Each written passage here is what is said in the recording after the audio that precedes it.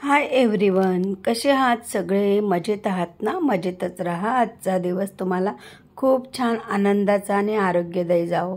तर आता आपले बाप्पा आलेत आणि बाप्पांच्या आवडीचे मोदक लाडू होणार नाही असं तर कधी होणारच नाही. त्यामुळे मग आज मी ना चुरम्याचे स्पेशल लाडू बनवणार आहे.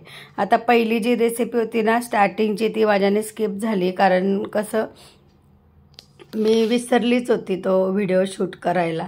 त्यामुळे म्हटलं चला मग आता डायरेक्ट तुम्हाला जेवढा शूट झाला आहे व्हिडिओ ना तेवढाच मी तुमच्यासोबत शेअर करणार आहे. तर झालं काय ना की मी म्हणजे आधीची जी प्रोसेस केली होती ती विसरलीच होती ॲक्च्युली व्हिडिओ शूट करण्यासाठी. तर आता बघा डायरेक्ट काय केलं आहे मी, डायरेक्ट तुम्हाला हे फ्राय करताना दाखवते. पण मी तुम्हाला सांगते कसं करायचं आहे. कारण कसं जाडसर रवाळ पीठ घ्यायचं गव्हाचं आणि त्यात ना मोहन टाकायचं तुपाचं. गरम न करता टाकायचं, साधंच टाकायचं, पण फक्त पातळ पाहिजे तूप, कडकडीत नसलं तरी चालेल. आणि जर तुमच्याकडे असं जाडसर पीठ नसेल ना गव्हाचं तर आपलं साधं गव्हाचं पीठ घेतलं तरी चालेल. आणि त्याच्यात 2 चमचे रवा ॲड करायचा आणि 2 चमचे बेसन ॲड करायचं. Same process. आणि घट्टसर असं पीठ मळून घ्यायचं. फक्त म्हणजे पीठ मळायचं नाही, फक्त असं गोळा जमा करायचा त्याचा आणि एकदम कडक. आणि मग असे बघा हे जे मुटके आहेत ना असे छोटे छोटे मुटके करायचे आणि त्यांना असं बोटाने असं प्रेस करून होल करायचे आणि मग फ्राय करायचे. आणि फ्राय करताना लो टू मिडियम हीटवरतीच फ्राय करायचे नेहमी. कारण तुम्ही जर हाय हीटवरती फ्राय केले ना ते वरतून तर ब्राऊन होतील, वरतून तर तुम्हाला वाटेल की एकदम छान झाले तसं तळले गेले, पण आतून ते कच्चे राहतात. म्हणून त्यामुळे ना व्यवस्थित लो टू मिडियम याच्यावरतीच फ्राय करायचे. आणि बघा पूर्णपणे गार होऊ द्यायचे आणि गार झाल्यानंतर ना मग त्याचे अशा हाताने तुकडे करायचे. कारण ते पूर्ण अख्खे जर तुम्ही मिक्सरमध्ये टाकले ना तर ते व्यवस्थित होत नाही, मग ते चाळावं लागतं. आणि एकदम फाईन बारीक पावडर करायची त्याची, म्हणजे कसं तुम्हाला चाळायची गरज पडणार नाही जर बारीक पावडर केली तर. आणि जर जाडसर ठेवलं ना तुम्ही तर मग ते हे होणार नाही. आणि एक लक्षात ठेवायचं, पूर्ण गार होऊ द्यायचं तरच मिक्सरमध्ये फिरवायचं. जर तुम्ही गरम गरम मिक्सरमध्ये फिरवलं ना तर त्याचा पूर्ण गोळा होऊन जाईल चपातीसारखा. त्यामुळे ना ही ट्रिक नेहमी लक्षात ठेवायची की पूर्णपणे गार झाल्यानंतरच मिक्सरला बारीक करायचं.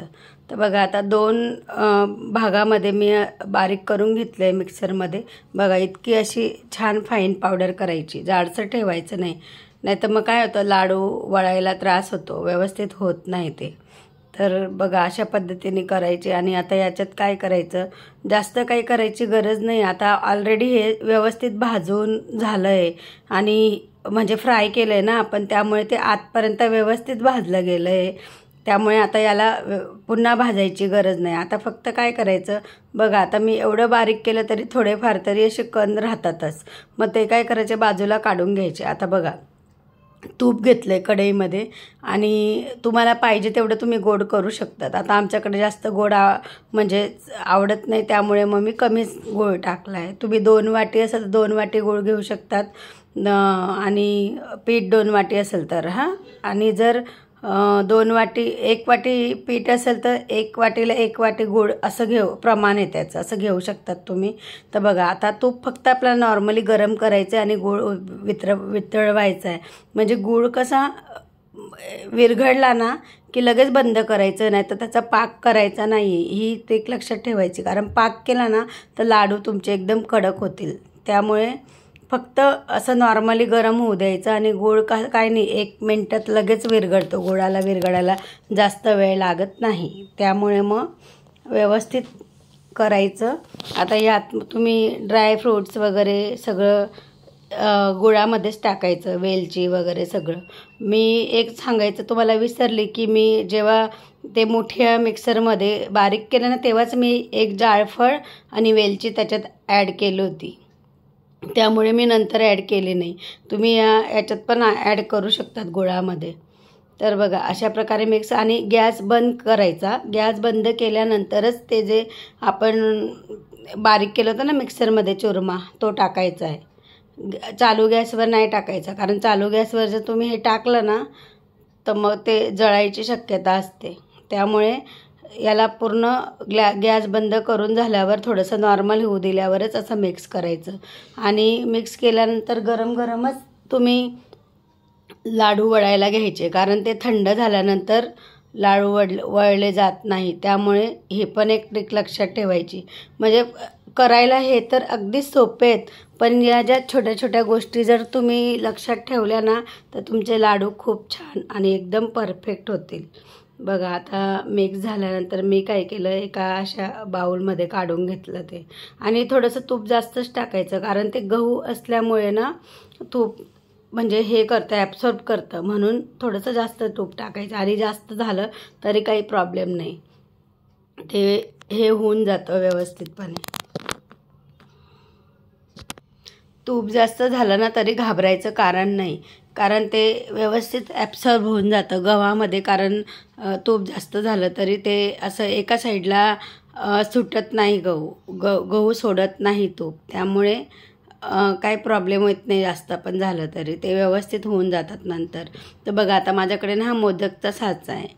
ह्या मोदकच्या साच्यामध्ये मी असं व्यवस्थित बघा त्याच्यात टाकायचं. आधी मी त्याला तूप लावून घेतलं, ते मिश्रण त्यातमध्ये व्यवस्थित असं हे करायचं, प्रेस करायचं व्यवस्थित. आणि आतमध्ये जर तुम्ही ते प्रेस करताना होल करून तुम्ही ना ड्रायफ्रूट्स वगैरे पण टाकू शकतात, पण मी प्लेनच ठेवले, कारण आमच्याकडे प्लेनच आवडतात, त्यामुळे मी तसेच ठेवलेत. मी काही जास्त हे टाकलेलं नाही आहे. आणि मग मी शक्यतो टाकते ना तर मी असं बारीक करूनच टाकते, कारण मुलं खात नाही, ते जाड जाड तोंडात आले की ते लगेच काढून टाकतात. त्यामुळे मग मी सगळं मिक्सरमध्ये बारीक करते. बघा किती छान मोदक झाला आहे. आता अशा पद्धतीने सगळे मोदक मी बनवून घेते. आणि याला परत परत तुपाचा हात लावायची गरज नाही, कारण ऑलरेडी तूप जास्तच टाकलेलं असतं आपण. त्यामुळे बघा आता माझ्या हातामध्ये किती तूप लागलं आहे, परत त्या साच्याला पण. तर असं घाबरून जायचं नाही की आपल्याला, तुम्हाला असं वाटेल की खूप तूप झालं आहे, पण तसं नाही आहे, कारण त्याचं प्रमाणच तसं आहे. ते व्यवस्थित गार झाल्यानंतर ना तुम्हाला वाटणार पण नाही की आपण यात एवढं तूप टाकलं होतं म्हणून. तर अशा पद्धतीने. आणि तुम्ही जर तूप कमी टाकलं ना तर मग ते घशामध्ये फसतात, गिळायला त्रास होतो आणि असं एकदम म्हणजे हे होतं, खायला तुम्हाला चांगले लागणार पण नाही ते.